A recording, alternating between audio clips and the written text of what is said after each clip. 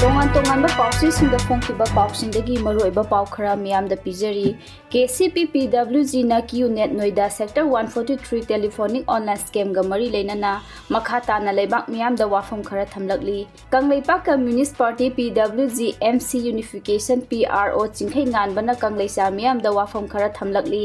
आइना थिंख्रब लुप असिगी माइकैदगी प्रेसता थोकपा चेरोल अदुना मखा तारदुना हाय Kangleipak communist party people's war group PWG ना Qnet Noida Sector 143 telephonic online स्कैमगा मरी लेनना मखा ताना लेबाक मियामदा वाफम खरा थमली। KCPPWG ना war on online financial crime online fraudulent activities हाइबा पांदमदा टास्क फोर्स अमा सेमगतपगा लोइनना चटलिबा था सिगी तांग 15 लुप असिना थोकिबा प्रेस रिलीज अदुदा सिथा होबा स्कैमर खरा अमगी ममिंग मथासु मखादा पिजरी। खुरखुलदगी किरण बला उसम तौबुंग ममांग लैकाइदगी थौदाम बोइलेम्बा यंखोम उमेंद्रा अमदी मोइरांगथेम बोइबोय अमसुंग सोमारानी नावरेम मरिंग पलेंदगी कोको कोरौ थांग कैसामपातगी नेल्सन थिंगाम याउना लैफम खंगदना लैरिबा अदिमपा मै निकास अमदी बरुण नावरेमनी। मथक्ता पलिबा मियोइसिंग असि स्कैम असिबु चलाइबदा याम Chowna थौदांग लौरिबा मियोइ ngaktani amasung miyoising asi Noida UP gi makhada paliba location sing asida leiraga operate tawbani haibasi lupna phaba ngamjare।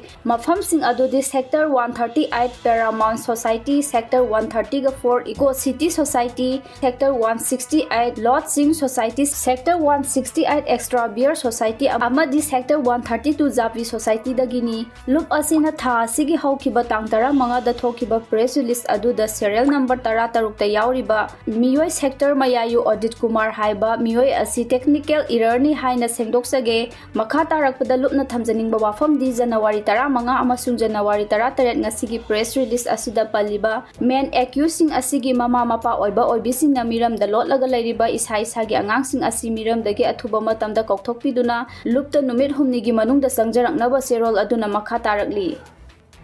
इस्वरना इमा लेबा कन्ननबा खुदोल अमा पिरक्लबनी निंगथौजम जादुमनी ngasi Manipur थोकलिबा थौदो वाथोक लान कया सिदगी BJP अमदी कांग्रेस हुनरगा राजनीति की खुदोंचाबा लौनबा होटनबसदा मणिपुर लेजरिबा मिपुम खुदिंग मंगना नेशनल पार्टी सिंबु पामनरक्तबा मतमसिदा election commission of India ECI ना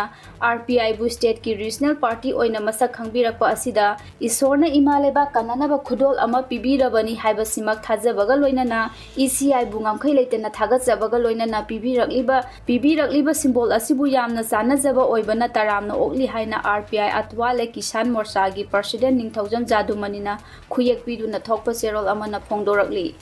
चेरोल अदुना मखा तारदुना हाय अफब चिंजा पुथोलगा तिंजंग काइजंग दबा चौखटपा समाज अमा ओइनबा अमदी लौमी सिमी एखोइ बुसु अवांग थाकता पुखटनबगिदमक स्टेट की थाकता डिस्ट्रिक्ट की थाकता कमिटी सेंबिदुना अवलो मणिपुर अमा सोइदना पुरकनी हाइदुना तुंगी मियेंग सान उबिबा ngamliba RPI national secretary Maheshwar थौनावजंबुसु थागलकली। ngasiगी लौमी सिमी इसिल इनाव ख्वाइ पुनमकनसु असेंबा राजनीति चटपा अदुकी मतिक मथौ तारकले। लौमी सिमी अखोइबु हंथबा थाकता थमलिबा माइदा माइखुम उपलगा राजनीति तौरिबा सिंग परा तंबिरसी ngasiगी समाज असिदा अखोइसु ताइबंग मियोइबा अमनी मखोइना माइकै अमदा ngamlabasु माइकै कयादसु अखोइना अंगंबा शक्ति कया लैरि हाइबसि ताकलसी। इलेक्शन मयादा हिरम खुदिमकता तेथबगी थबक पुंबा तोकलसी हाइना सुचेरोल अदुना मखा तारदुना फोंदोरक्ली।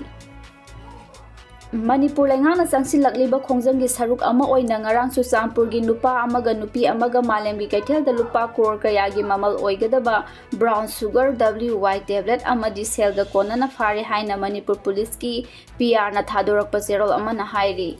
चेरोल असिगी मतुंग इना फारबा मियोइ अनि अदुदी Ccpurgi मता विलेजतगी मिस्ट्रेस असिंग सेन चही 13 अमदी मिस्टर एंड पाउसुलान सिमते चही 19 कवी मखोइ अनिदगी तोंगान तोंगांबा सापोन केपचनी निपान हापा ब्राउन शुगर सिंग WY टेबलेट ला अमगा लिसिंग 18 अमदी सेल ओइना लुपा लाख अहुंगा लिसिंग 13 का चौंगा अमदी 4 व्हीलर गाड़ी अमगा फागतपा ngamle। फारबा पोलम सिंग अमदी मियोइ अनि अदु मरी लेनबा पुलिस स्टेशन दा खुसिनदुना मखोइगी मथक्ता केस अमा रजिस्टर तौबगा लोइनना मखा ताना थिजिन हुजिनबगी थबक हौरे हाइरी।